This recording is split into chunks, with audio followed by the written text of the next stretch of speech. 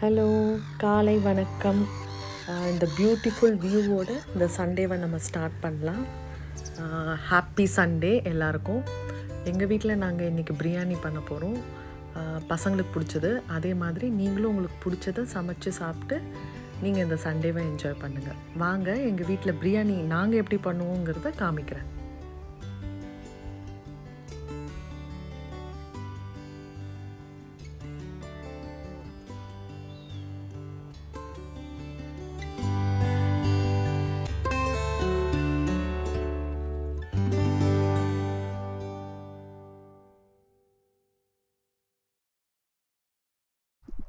Hello, இன்றைக்கி நம்ம mutton biryani பண்ண போகிறோம்.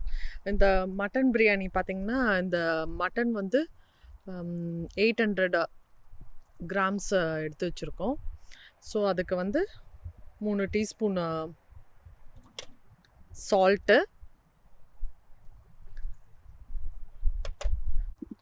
3 டீஸ்பூன் சில்லி பவுடர், அப்புறம் ஒரு 1/4 டீஸ்பூன் மஞ்சள் தூள். அதுக்கு நம்ம தயிர் போட்டு இப்போ மேரினேட் பண்ணி வச்சுட போகிறோம்.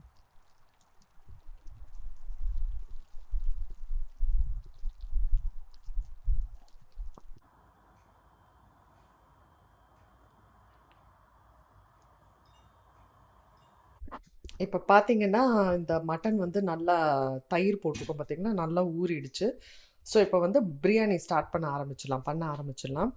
அதுக்கு பார்த்தீங்கன்னா, புதினா கொஞ்சம் கிள்ளி வச்சுருக்கேன், கொத்தமல்லி, இஞ்சி பூண்டு நான் பேஸ்ட்டாக போட போகிறதில்ல, இடித்து தான் போட போகிறேன். அப்புறம் ஒரு 8 பச்சை மிளகா, ஒரு 3 தக்காளி, ஒரு டேபிள் ஸ்பூன் பிரியாணி மசாலா, அப்புறம் கொஞ்சம் இந்த பட்டை, லவங்கம், ஏலக்காய், அப்புறம் ஒரு பாதி மூடி லெமன். இதுக்கு பார்த்தீங்கன்னா வெங்காயம் 6 வெங்காயம் போடணும். ஸோ ஒரு 4 வெங்காயம் ஏற்கனவே கட் பண்ணி வச்சுருக்கேன். இதில் ஒரு டிப் இருக்குது. ஸோ அதை எப்படி வெங்காயம் கட் பண்ணுறதுன்னு உங்களுக்கு காமிக்கிறேன். இந்த மாதிரி தோலெல்லாம் உரிச்சிட்டு சைடில் திருப்பிட்டு இப்படி கட் பண்ணிங்கன்னா வெங்காயம் உதிரி உதிரியாக வந்துடும் நீங்கள் எண்ணெயில் போடும்போது. ஸோ உங்களுக்கு சீக்கிரமும் குக் ஆகிடும் இந்த வெங்காயம். இன்னொரு வெங்காயமும் காமிக்கிறேன் எப்படி கட் பண்ணுறதுன்னு.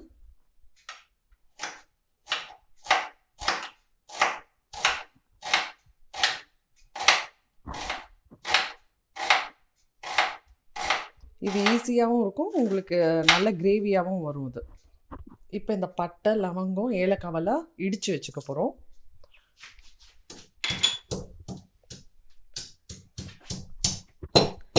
இது பார்த்திங்கன்னா நம்ம ஊரில் இந்த அம்மி அதெல்லாம் இல்லை, அதனால் இந்த ஊரில் கிடச்ச மெக்சிகன் வால்கானிக்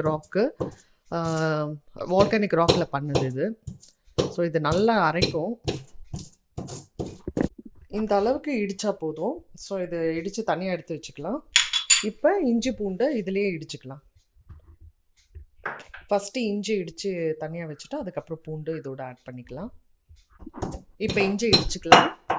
இப்படி ஒன்று ஒன்றா போட்டு இடித்து எடுத்து வச்சுக்கலாம்.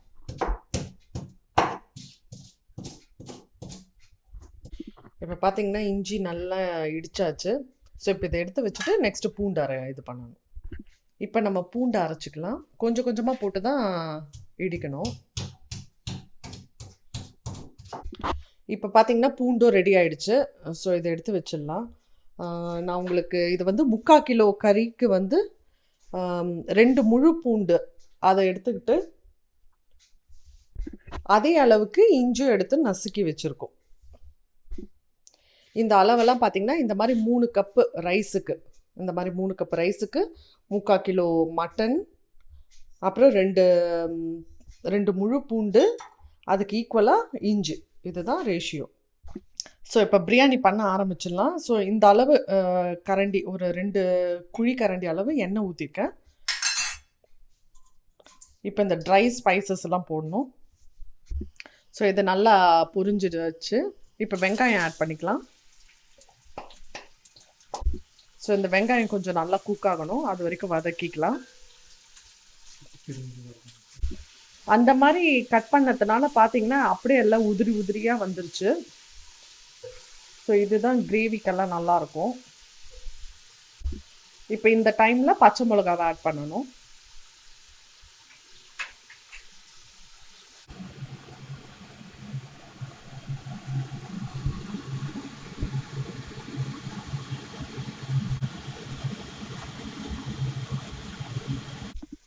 ஸோ பார்த்தீங்கன்னா இந்த அளவுக்கு நல்லா ஃப்ரை ஆகணும் ஆனியன். நீங்கள் எவ்வளோக்கு எவ்வளோ மெல்லிஸாக அறியறீங்களோ அவ்வளோக்கு அவ்வளோ இந்த மாதிரி சீக்கிரம் குக் ஆகும்.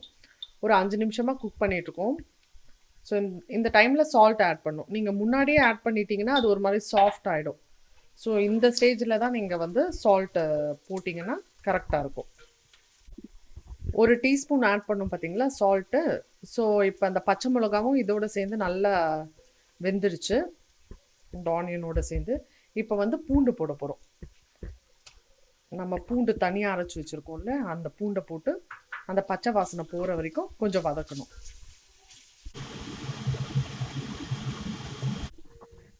பூண்டு வாசனை நல்லா போயிடுச்சு. இப்போ இஞ்சி ஆட் பண்ணிக்கலாம், இடித்து வச்ச இஞ்சி. இப்போ இஞ்சி ஆட் பண்ணிக்கலாம், இடித்து வச்ச இஞ்சி. இஞ்சி பார்த்தீங்கன்னா நல்லா வதங்கிடுச்சு. இப்போ வந்து புதினாவை ஆட் பண்ண போகிறோம். நல்லா கழுவி கட் பண்ணி வச்சுருக்க புதினா.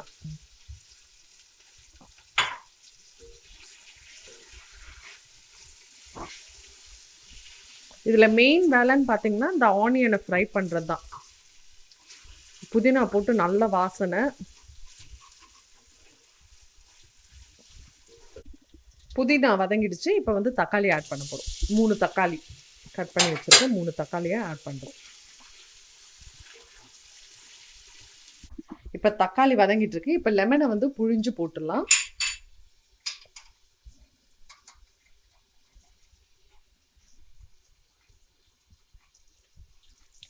பாதி லெமன் கட் பண்ணி வச்சோம் பார்த்தீங்களா, அதை புழிஞ்சு போட்டுரும். நம்ம கட் பண்ணி வச்சிருக்க கொத்தமல்லியில் கொஞ்சம் இப்போ போட போகிறோம்.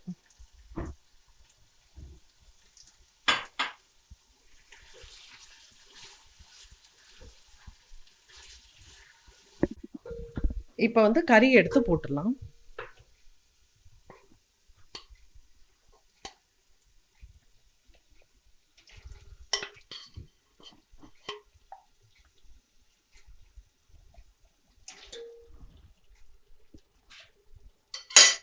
இப்போ இந்த கறியை வந்து அப்படியே கொஞ்சம் ட்ரையாக இதுலேயே வதக்கணும்.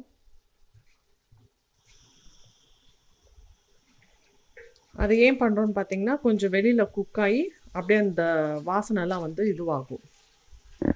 இந்த மாதிரி பண்ணுறதுனால என்னன்னு பார்த்தீங்கன்னா இந்த ஃப்ளேவர்ஸ் எல்லாம் அப்படியே சீல் ஆகிடும், இது இந்த மாதிரி ட்ரையாக குக் பண்ணுறதுனால. இப்போ கறி வந்து ஓரளவுக்கு வெளியில் குக் ஆகிருக்கு. இப்போ வந்து நம்ம அரிசி அளந்தோம் பார்த்தீங்களா, அந்த டம்ளர் அளவில் ஒரு தண்ணி ஊற்றுறோம். ஒரு டம்ளர் தண்ணி ஊற்றுறோம். இதை வந்து ப்ரெஷர் குக் பண்ணணும். இப்போ இதை மூடி போட்டு மூடிடலாம். இது பார்த்தீங்கன்னா 2 விசில் வரணும். 15 மினிட்ஸ் குக் ஆகணும். 15 மினிட்ஸ் குக் ஆகி அப்புறம் ஒரு 2 விசில் வரணும். 2 விசில் வந்தோடனே நிறுத்திடலாம்.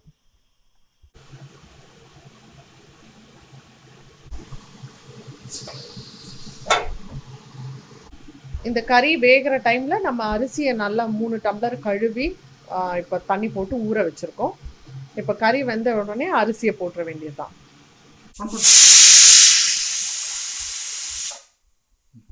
இப்போ வெங்காய பச்சடிக்கு வெங்காயத்தை கட் பண்ணிக்கலாம்.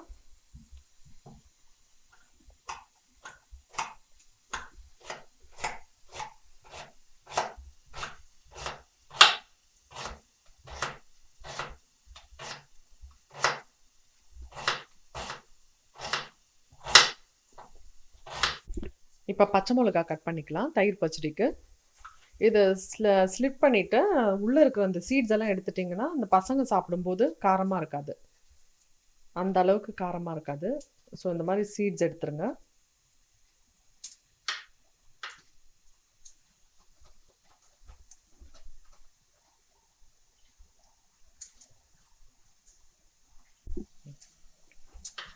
இந்த மாதிரி கொஞ்சம் பெருசாகவே சாப் பண்ணிக்கோங்க. அதுக்கு வேண்டிய உப்பு கொஞ்சம் போட்டுக்கலாம்.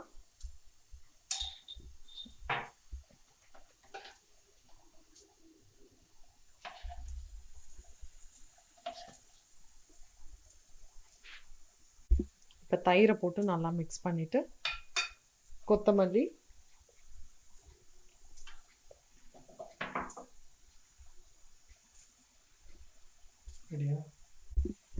இப்போ கொத்தமல்லியும் போட்டு கலக்கி விட்டுடலாம். ஸோ பிரியாணி ஆகிறதுக்குள்ளே இதெல்லாம் ரெடி பண்ணி வச்சுட்டா சாப்பிடும்போது ஈஸியாக இருக்கும். ஒரு பக்கம் கறி வந்து குக்கரில் வெந்துன்னு இருக்குல்ல, ஸோ அந்த டைமில் வந்து முட்டையும் வேக வச்சுக்கலாம். இது ஒரு 20 மினிட்ஸ் ஆகும். அது வெயிட்டை ரிலீஸ் பண்ணிவிட்டு அந்த மட்டன் வந்து வெந்திருக்கான்னு செக் பண்ணிக்கலாம். இது வந்து ரெடி ஆயிடுச்சு. இப்போ திறந்து பார்க்கலாம். நல்லா வெந்திருக்கு, நல்ல வாசனையும் இருக்குது. இந்த டைமில் வந்து இந்த பிரியாணி மசாலா ஆட் பண்ணுறோம். அப்புறம் மிச்சம் வச்ச அந்த கொத்தமல்லி இருக்குது பார்த்தீங்களா, அதையும் போட்டுரும்.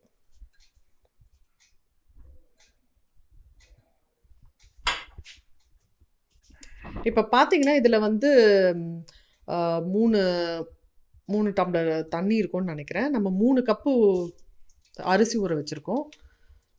ஸோ எக்ஸ்ட்ரா வந்து ஒரு 1.5 டம்ளர் தண்ணி ஊற்ற போகிறோம் குக் ஆகிறதுக்கு. பாஸ்மதியை பொறுத்த வரைக்கும் 1க்கு 1.5 தண்ணி. இப்போ இதுக்கு வந்து 1.5 டம்ளர் ஆட் பண்ணியிருக்கோம் தண்ணி. இப்போ மூடி போட்டுட்டு ஸ்டீம் வந்தவுடனே வெயிட் போட்டுட்டு ஒரு 2 மினிட்ஸில் ஆஃப் பண்ணிடலாம். இப்போ இந்த குக்கர் மூடியை ஓப்பன் பண்ணி பார்க்கலாம். விசில் இறங்கிடுச்சு.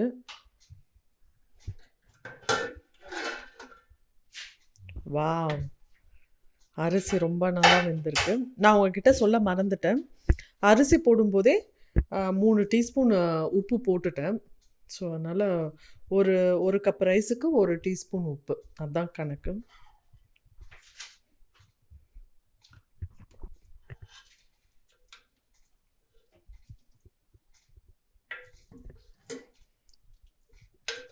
அரிசிக்கு தண்ணி பதம் தான் ரொம்ப முக்கியம்.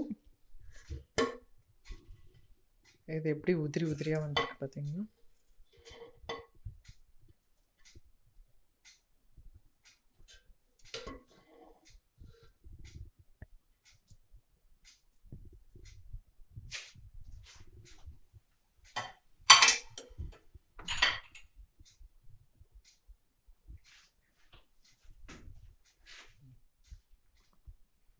இதோட தயிர் பச்சடி வச்சு சாப்பிட்டா அவ்வளோ டேஸ்டியாக இருக்கும்.